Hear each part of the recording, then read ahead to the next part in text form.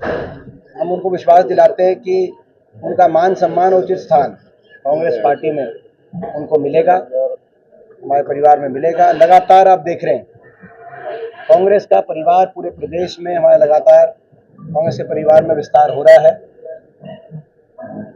आपने देखा पिछले एक वर्ष में 40 से अधिक विधायक, सांसद, पूर्व विधायक, पूर्व सांसद, पूर्व मंत्री कांग्रेस पार्टी में शामिल हुए, 40 से अधिक।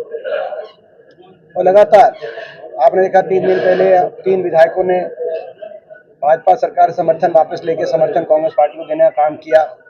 कल प्रोफेसर कैलाश सैनी जी वो शामिल हुई कांग्रेस पार्टी में रोहतक के अंदर, जो एक अपने आप में आपको पता है उनका। और आज हमारे करनाल के एक बेहद हमारे संघर्षशील लोकप्रिय चेहरा, आप सब जिनको बड़ी बात परिचित है, भाई मनोज जी, वो आज शामिल हो रहे हैं। मैं उनको बहुत बहुत उनका स्वागत करता हूं और मैं आग्रह करूंगा कि भाई मनोज भी जो आपके बीच बात अजय पीछे कर यार आई थी, अजय प्लीज यार मनोज जी।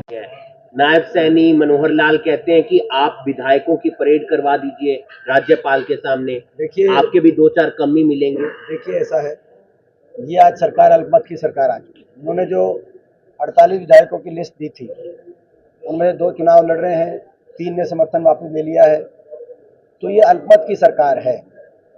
और ऐसे में नैतिकता ये बताती है कि मुख्यमंत्री जी को स्वयं इस्तीफा देना चाहिए और राष्ट्रपति शासन में चुनाव होना चाहिए निष्पक्षता लोकसभा का।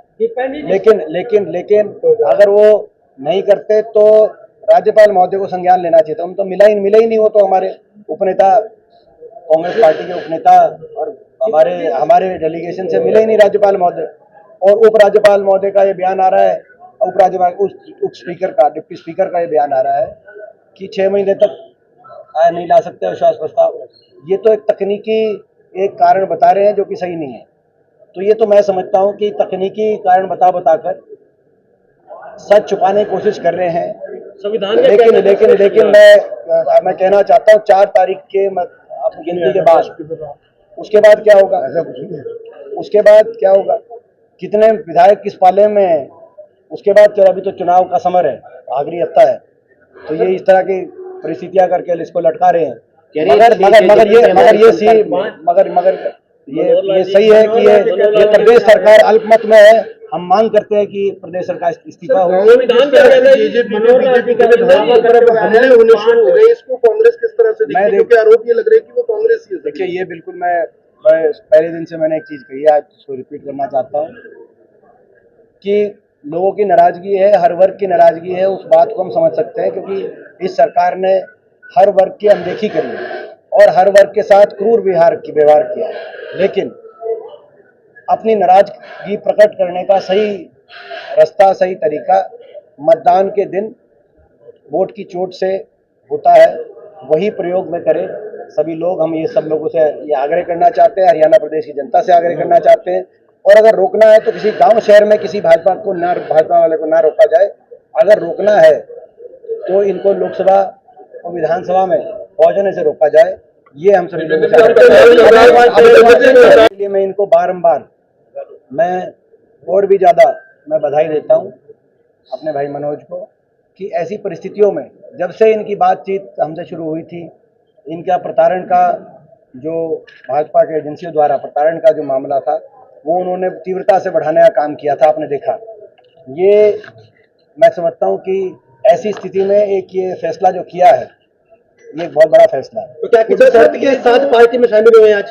कांग्रेस पार्टी में जो हमारे सारी जो अपना आपने देखा जो सारी ज्वाइनिंग है वो एक कांग्रेस पार्टी का जो हाईकमांड का एक हमारा एक सिद्धांत है कि सभी कांग्रेस पार्टी में। दीपेंद्र जी, जब भी कोई बीजेपी छोड़ता है ईडी पीछे लग जाती है, क्या रिलेशन है आपस में? देखिए ये तो आप देख ही रहे, जो देगा बीजेपी को चंदा बीजेपी उसे देगी धंधा, जो नहीं देगा बीजेपी को चंदा बीजेपी मारेगी ईडी का डंडा।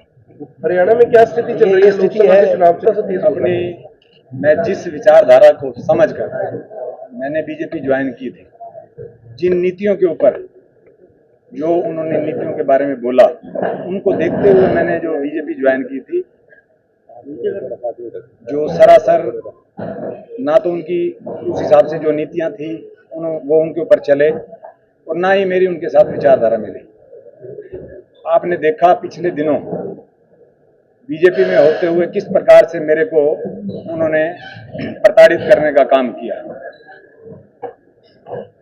और विचारधारा की लड़ाई है ये, इसलिए मैंने जब ये देखा, क्योंकि आप सभी भली भांति शहर के लोग, आप मीडिया के मेरे साथी भाई सभी जानते हैं कि जब मैं करनाल शहर के अंदर डिप्टी मेयर के पद पे था तो मैंने किस प्रकार से करनाल के विकास करवाने का काम किया और कोई एक भी व्यक्ति मेरे ऊपर कोई एलिगेशन नहीं लगा सकता।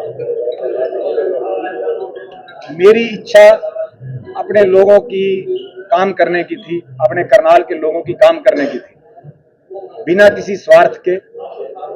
उस चीज को मद्देनजर रखते हुए मैंने बीजेपी ज्वाइन की थी।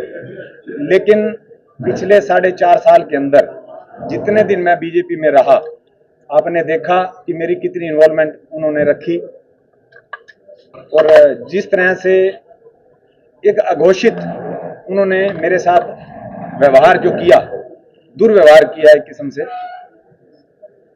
और देखिए, राजनीति में मान सम्मान के लिए आया हूं, लोगों की सेवा करने के लिए आया हूं, मेरा कोई व्यक्तिगत स्वार्थ नहीं है।